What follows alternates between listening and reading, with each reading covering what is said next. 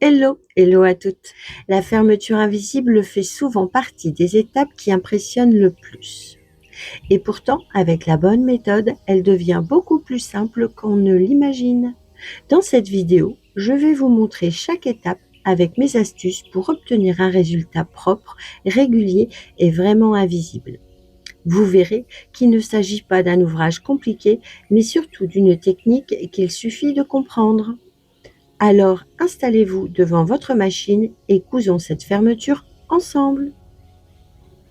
Avant toute chose, les parties qui recevront la fermeture devront être entoilées, quel que soit le type de tissu utilisé, qu'il s'agisse d'un tissu chaîne et trame ou d'une maille. Cette étape est essentielle, elle stabilise le tissu, évite les décalages pendant la couture et limite l'apparition de fronces indésirables. Vérifiez tout d'abord le bon marquage des repères de fin de fermeture sur les devants et dos. Nous les appellerons B.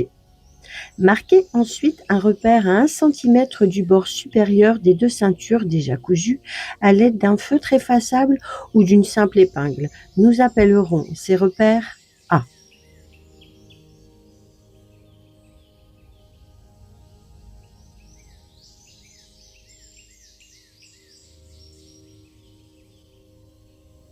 Placez vos deux pièces côte à côte et vérifiez la bonne correspondance des repères.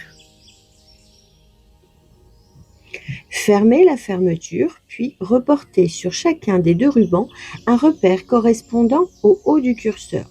Soyez vigilant, le repère ne doit pas être au niveau des dernières dents, mais bien au niveau du haut du curseur, fermeture entièrement fermée. C'est ce repère qui garantira un alignement parfait lors de la pose. Placez la fermeture invisible endroit contre endroit sur le devant de la jupe. Faire coïncider le repère tracé sur le ruban avec le point A, puis aligner les bords libres de la fermeture avec le bord de la jupe. Épingler l'ensemble en orientant les têtes d'épingle vers le bas. Vérifiez également que les marges de couture de la ceinture restent bien couchées vers le haut afin de ne pas créer d'épaisseur inutile.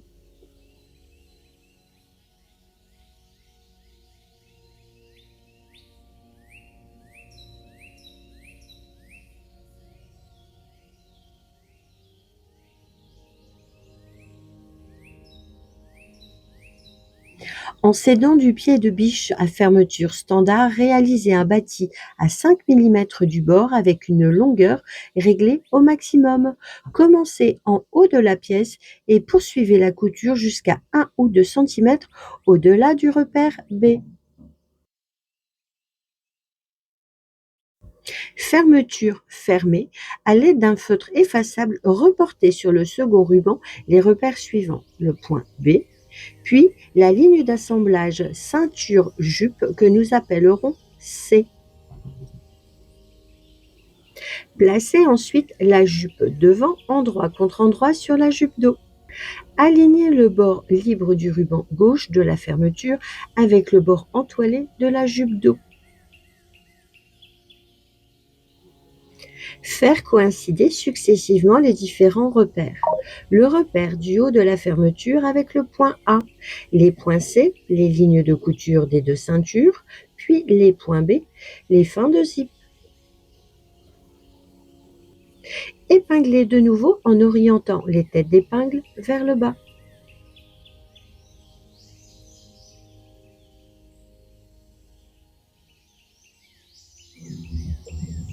Comme précédemment, réalisez un bâti à 5 mm du bord en commençant du haut de la jupe vers le repère B. Placez votre ouvrage endroit face à vous, fermeture complètement fermée, puis vérifiez le parfait alignement de nos 3 repères A, B et C. Si l'un des repères n'est pas parfaitement aligné, ne poursuivez pas la pose de la fermeture. Décousez simplement le dernier bâti et recommencez cette étape. Quelques minutes passées à effectuer cette vérification vous éviteront bien des déconvenues par la suite. Pensez de même à vérifier que les valeurs de couture de la ceinture sont bien bâties vers le haut de la jupe. Passons à l'assemblage définitif. Travaillez un côté à la fois en commençant par le devant de la jupe. Engagez les dents de la fermeture dans l'encoche prévue à cet effet sur le pied spécifique à fermeture invisible. Puis, à l'aide du téton situé à l'avant de celui-ci, ouvrez progressivement les dents de la fermeture afin de piquer au plus près de celle-ci. Petite astuce: avant la couture, vous pouvez ouvrir légèrement les dents de la fermeture avec la pointe de votre fer à repasser. Elles se placeront ainsi plus facilement dans le guide prévu à cet effet. Cousez lentement en veillant à toujours travailler de A vers B.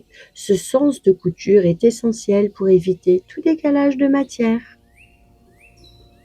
Terminez la couture par un point d'arrêt au niveau du repère B, puis procédez exactement de la même manière pour le second côté.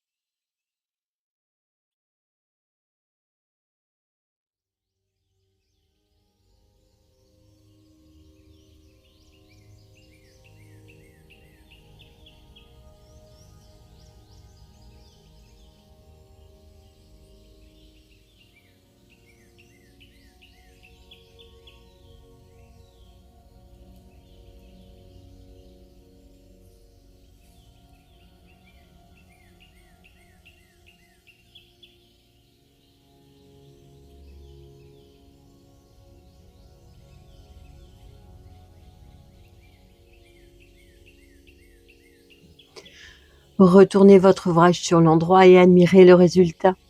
Une fermeture parfaitement invisible, des repères bien alignés et une finition digne du prêt-à-porter.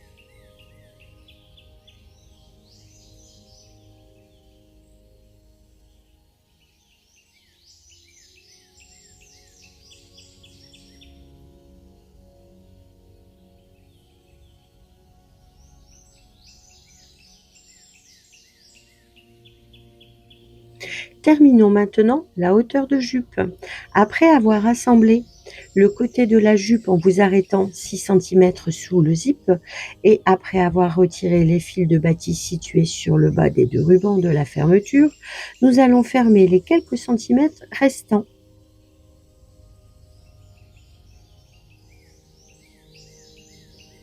À l'aide d'un stylo friction ou d'une craie de tailleur, tracez une ligne guide à 1 cm du bord entre le point B et le début de la couture du côté de la jupe.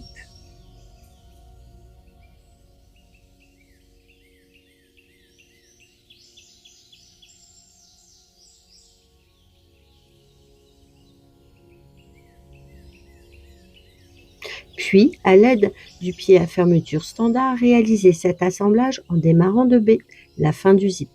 Suivez le tracé en décalant l'aiguille au maximum vers la droite afin de venir raccorder les deux lignes de couture. Et voilà, votre fermeture invisible est parfaitement posée. Prenez un instant pour admirer votre travail. Les repères sont alignés, la fermeture est discrète et la finition est propre. Si vous avez suivi chaque étape, vous venez de réaliser une technique qui impressionne souvent, mais qui finalement est bien plus accessible qu'elle n'y paraît. Félicitations, vous pouvez être fier de votre ouvrage. Je vous retrouve très bientôt pour une nouvelle technique couture. Et surtout, d'ici là, prenez plaisir à coudre et surtout, continuez à vous faire confiance.